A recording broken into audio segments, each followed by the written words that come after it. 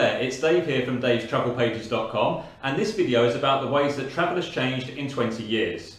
Last week I realised that I've been travelling around the world independently now for 20 years, and during this time a lot of things have changed. In fact, I've written a full blog post about it called 20 Ways Travel Has Changed in 20 Years, and you can find that in the link below here. For this video though, I just thought I'd go over 3 or 4 things as a little bit of food for thought really. So let's start with the first thing. And the first thing is how you would research a trip. And this would be one of the main things. You see, back in the day 20 years ago, the internet wasn't what it was today. There wasn't much information online. In fact, I can barely remember using the internet before I left on my trip. So you'd rely on guidebooks. And this guidebook, The Lonely Planet, used to be thought of as the Bible for travellers really, for backpackers in particular. There's a good reason for that. It's a well-researched book. It gives you places to stay, things to see. There's loads of maps of the capital cities and things like that. There's tips and information, exchange rates, anything you can think of is in here. Now it really served a purpose. It did have some downsides. So when you were backpacking, you found that everyone was following the same circuit because everyone had the same book, so everyone was just basically following each other. So that was a bit of a downside. The good side is that it really was informative and helped you.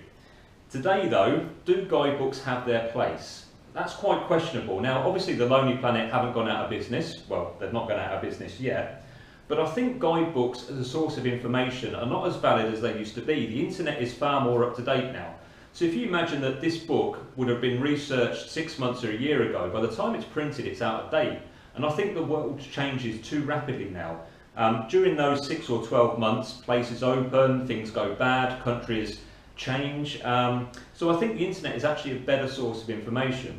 Now of course people do still use guidebooks, but for example, if you were planning a trip to Central and South America, you would need that many guidebooks, okay?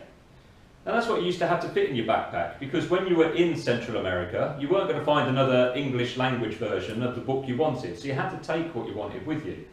So that problem is solved nowadays. So if you are going to use guidebooks, you would of course now use the Kindle, which is a lot thinner than a book. The battery life lasts forever, and you can fit hundreds of books on there. So I think that's a positive way that technology has changed for books. So you can still have the guidebook, but you can put it on your Kindle. So it combines the best of both worlds. You don't need to rely on the internet for all your information, although I would say that bloggers are a great source of information, davestravelpages.com, notice the plug there.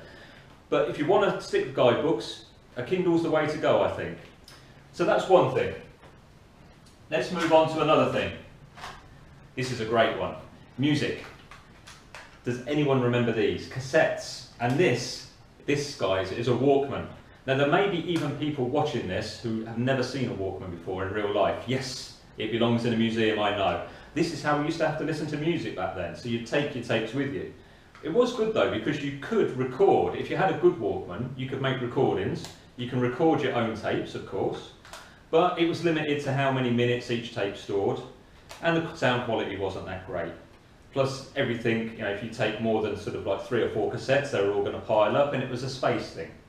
Nowadays, of course, we've got 2 options when it comes to music. You can use your MP3 player, which I do take with me. It's not an iPod one because I don't like Apple, but you can fit on hundreds of songs on this, or you can just put them on your smartphone, of course. Now, is listening to music such a big deal? This is an interesting question, because part of the thing about travelling is to go and experience new cultures, and maybe listening to new music live, live, would be a great part of that. So do you really want to be listening to your own stuff all the time? And if you're just going to take all your own stuff with you, like your music, like your films, is there any point in travelling at all? Because you just like you, but in a slightly different place, but you're not seeing anything? I don't know, it's an interesting food for thought type thing, I think. Anyway, I do take my music with me because I find it helpful for bicycle touring, when you've got to cycle uphill, a bit motivational, so I like that.